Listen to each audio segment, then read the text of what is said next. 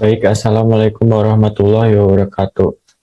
Perkenalkan, saya Bagus Setiawan dengan NPM 52002111042 dengan program studi yang saya jalani manajemen kelas A.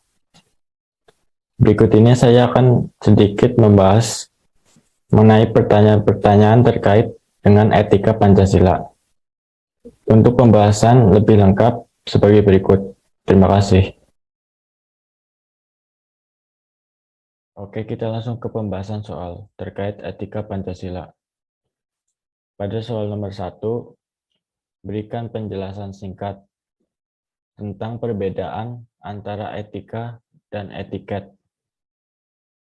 Secara sederhana, etika sendiri merupakan tata cara dan kebiasaan manusia dalam berpikir, berperasaan, bersikap, dan berperilaku agar dapat hidup dengan baik sesuai dengan nilai moralitas yang dapat membedakan hal baik dan buruk, sehingga dianggap benar dan tepat secara universal.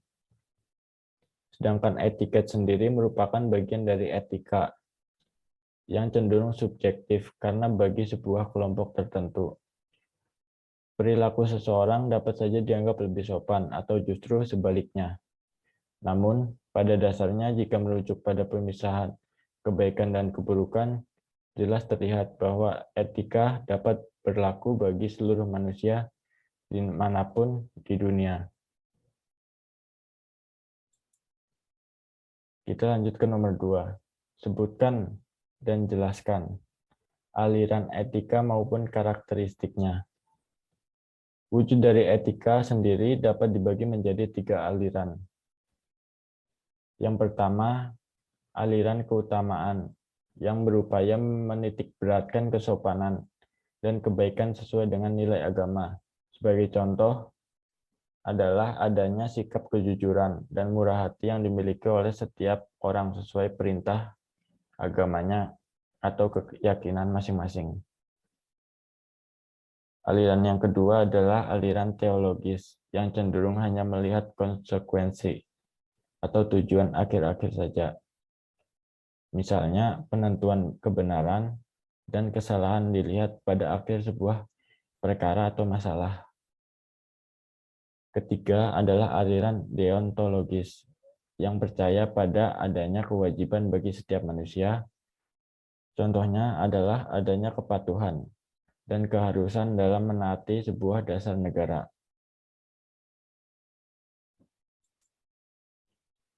Pertanyaan nomor 3, apa saja urgensi Pancasila sebagai sistem etika di Indonesia? Sebelumnya saya akan sedikit menjelaskan wujud implementasi Pancasila sebagai suatu etika dapat terlihat dari cara penempatan kelima sila tersebut sebagai sumber moral yang harus ditaati oleh seluruh bangsa Indonesia dan pemerintah.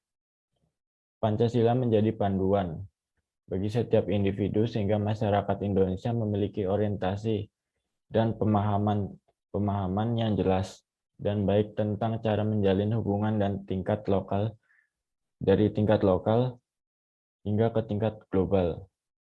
Pancasila juga dapat menjadi dasar penentuan dan analisis dalam menilai kehidupan bermasyarakat, berbangsa, dan bernegara.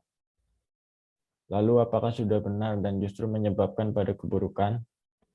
Etika Pancasila juga dapat menjadi penyaring atau masuknya ajaran kebudayaan asing yang dapat memberikan pengaruh negatif pada pemikiran warga negara. Berikutnya, urgensi Pancasila sebagai sistem etika antara lain ialah sebagai berikut. Yang pertama, meletakkan sila-sila Pancasila sendiri sebagai sistem etika pada halnya dengan menempatkan Pancasila sebagai sumber moral dan inspirasi bagi penentu sikap, tindakan, keputusan yang diambil oleh setiap warga negara. Pancasila sebagai sistem etika memberi guidance atau panduan bagi setiap warga negara sehingga memiliki orientasi atau pemahaman yang jelas dalam tata pergaulan baik lokal, nasional, regional, maupun internasional.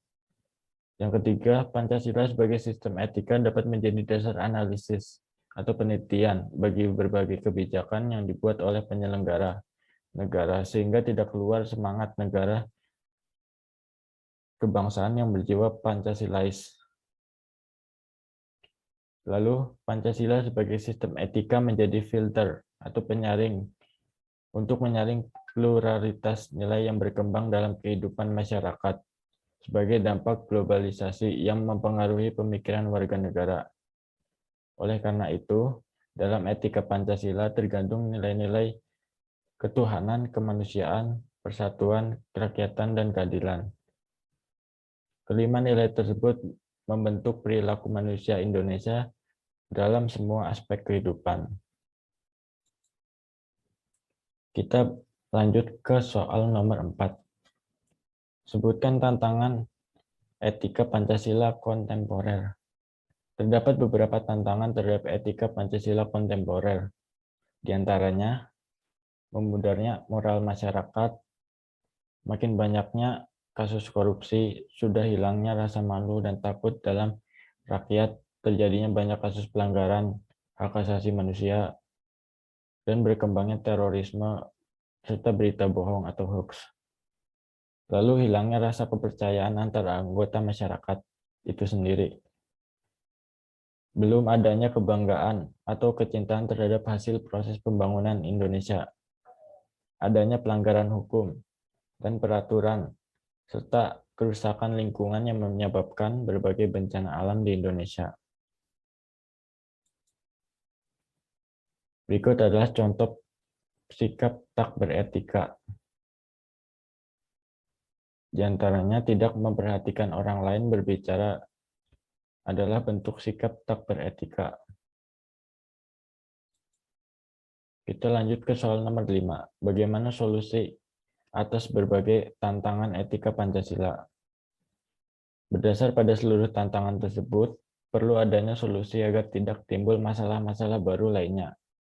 Solusi yang dapat ditawarkan sebagai upaya penyelesaian antara lain adalah memperkuat moral dan budi pekerti, terutama bagi generasi-generasi muda. Pemberian pemahaman bahwa uang, harta bukanlah segalanya. Memberikan kesadaran bahwa manusia merupakan makhluk sosial yang saling bergantung.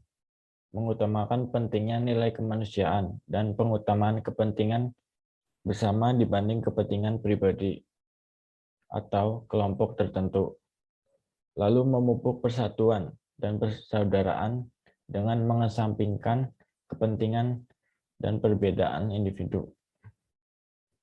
Membangun cinta terhadap produk dalam negeri dan ikut membangun negeri melalui pajak, memperkuat profesionalitas institusi maupun aktor pelaksana hukum itu sendiri, dan menjaga maupun memperbaiki lingkungan serta agar dapat kembali asri, sehingga dapat dinikmati oleh anak cucu generasi berikutnya. Berikut adalah sedikit penjelasan mengenai etika Pancasila. Jika ada kesalahan atau tutur kata yang tidak berkenan, saya mohon maaf. Wabillahi taufiq wal hidayah. Wassalamualaikum